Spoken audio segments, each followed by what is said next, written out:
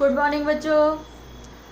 आज हम कक्षा 9वीं में सामाजिक विज्ञान के अंतर्गत अर्थशास्त्र, जो कि आपके लिए बिल्कुल नया विषय है, क्योंकि आपने 8वीं 6वीं 7वीं ये जो क्लासें थी इसमें आपने सामाजिक विज्ञान का अध्ययन तो किया है, किंतु इसमें आपने केवल इतिहास का, नागरिक शास्त्र का और भूगोल का अध्ययन किया था।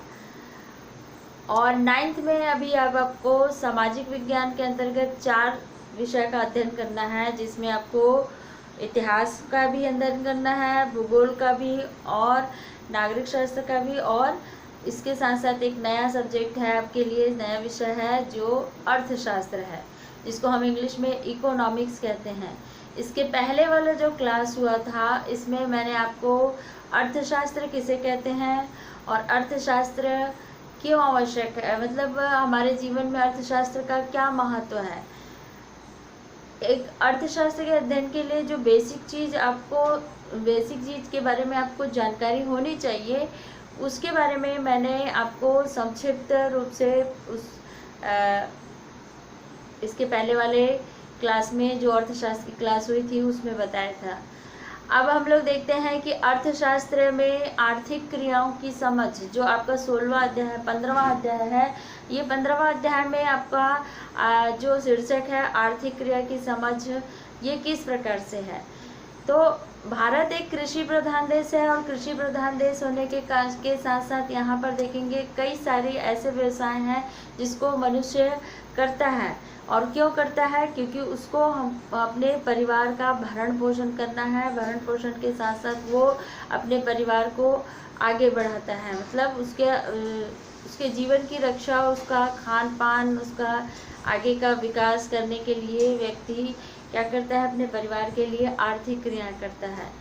तो इसमें आपका जो पहला अध्याय है वो आर्थिक क्रियाएं, हमारे आसपास में जो हमारे आसपास के लोगों में देखोगे, इसमें अपनी आवश्यकताओं की पूर्ति के लिए विभिन्न प्रकार के काम करते हैं। यहाँ पर व्यक्ति क्या करता है, अपनी विभिन्न आवश्यकताओं की पूर्ति के लिए विभिन्न विभिन्न कार्य करता है, क्योंकि एक मनुष्य जो व्यक्ति है वो लोग एक ही प्रकार के काम नहीं करते, बल्कि हर एक व्यक्ति अलग अलग प्रकार के काम करता है, ताकि वो अपने विभिन्न प्रकार की आवश्यकताओं को पूरा कर सके। और पूरा करने के लिए वो क्या करता है, जैसे कोई कपड़ा बुनता है, कोई सिलाई करता है, तो कोई कुम्हार का काम करता है, कोई दस्तकारी का काम करता है, और कई कारखाने में काम करते हैं, कई किसानों का काम करते हैं, कई छोटे मोटे व्यापारी होते हैं। तो इस प्रकार से वे काम करते हैं।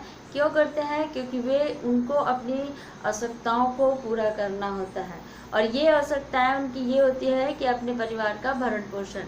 और उसी के आधार पर यहाँ पर देखेंगे, जैसे हमारे यहाँ कई प्रकार के काम होते हैं, जैसे खास करके जो बहुत सारे ऐसे काम होते हैं जिसमें मनुष्य अपने परिवार के सहयोग के द्वारा और अपने परिवार के साथ साथ जिसमें थोड़े से कच्चे माल और छोटे मोटे औजारों के माध्यम से वे कई प्रकार की वस्तु का निर्माण करता है, जैसे टोकनी बनाना, सूपा बनाना, दोना पत्तल बनाना, बीड़ी बनाना, कुम्हार का काम करना, बुनकर का काम करना, छोटे मोटे बच्चों के मिट्टी के खिलौने बनाना, ये सारे काम इसमें आपका देखोगे ये दस्तकारी के काम में आते हैं। इसमें व्यक्ति को उतने ज़्यादा ना तो पूंजी की आवश्यकता होती है, ना श्रमिकों की आवश्यकता होती है, और ना ही इसमें आपको बड़े मशीनों की आवश्यकता होती है।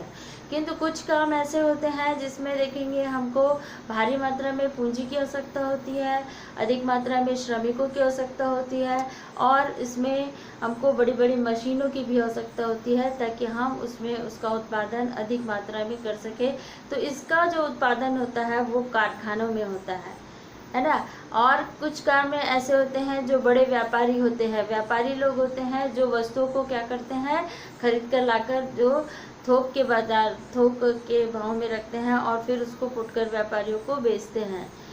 कोई फुटकर व्यापारी है जो छोटे छोटे दुकान लगाकर वो क्या करता है, जगह जगह उपभोक्ताओं तक का उस वस्तु को पहुंचाने का काम करता है। तो इस प्रकार से देखते हैं यहाँ पर सभी सारे लोगों का काम क्या होता है, अलग अलग रूप में बटा हुआ होता है।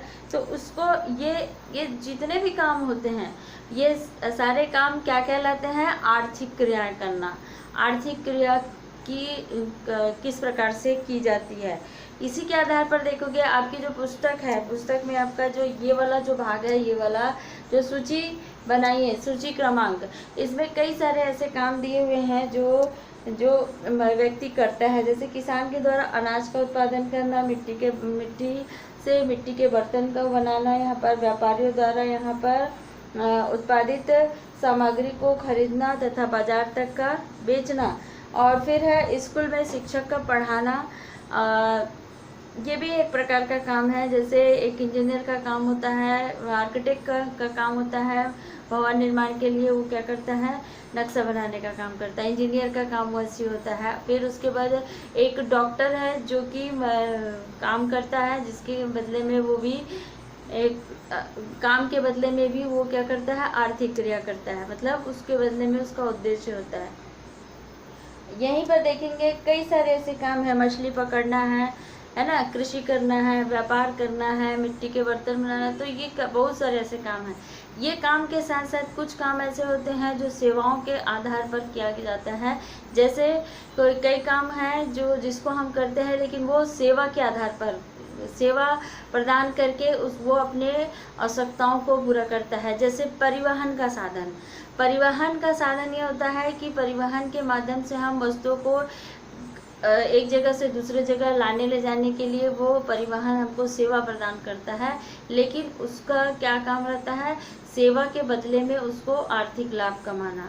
एक नाव है जो बाल काट कर क्या करता है, लोगों को सेवा प्रदान करता है, किंतु उसका उद्देश्य भी होता है कि वो लाभ कमाता है। और उसी प्रकार से देखते हैं इसमें कई सारे ऐसे हैं जो कि सेवा के आधार पर, मैंने आपको इसके पहले बताया था कि श्रम दो प्रकार से होते हैं। एक तो होता है कि व्यक्ति जब श्रमिक रूप से श्रम करता है, चाहे वो मानसिक रूप से श्रम करता हो, चाहे वो शारीरिक रूप से श्रम करता हो, उसका उद्देश्य लाभ कमाना होता है। एक तो ये श्रम होता है, और एक श्रम ये होता है कि वो सेवा भावना से काम, जो किया हुआ काम होता है, जो निस्वार्थ भावना से करता है, और एक सेवा भावना से करके वो आर्थिक लाभ कमाना चाहता है। तो यहाँ पर डॉक्टर है, इंजीनियर है, शिक्षक है, या नाव है, या परिवहन के साधन है, ये सारे जो काम होते हैं वे सेवा करके क्या करते हैं, लाभ कमाने का काम करते हैं। और उसके उद्देश्य से इन लोग क्या करते हैं, और वो काम करके वो अपने पूरे उद्देश्यों को पूरा करते हैं। तो इसी प्रकार से यहाँ पर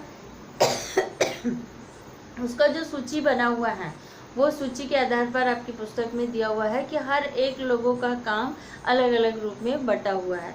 अब इसके बाद देखेंगे यहाँ पर अर्थशास्त्र का जो आर्थिक यहाँ पर है, ये अर्थव्यवस्था का क्षेत्र, अर्थव्यवस्था का वितरण क्षेत्र किस प्रकार से किया गया है। यहाँ पर अर्थव्यवस्था को अलग अलग भागों में बांटा गया है।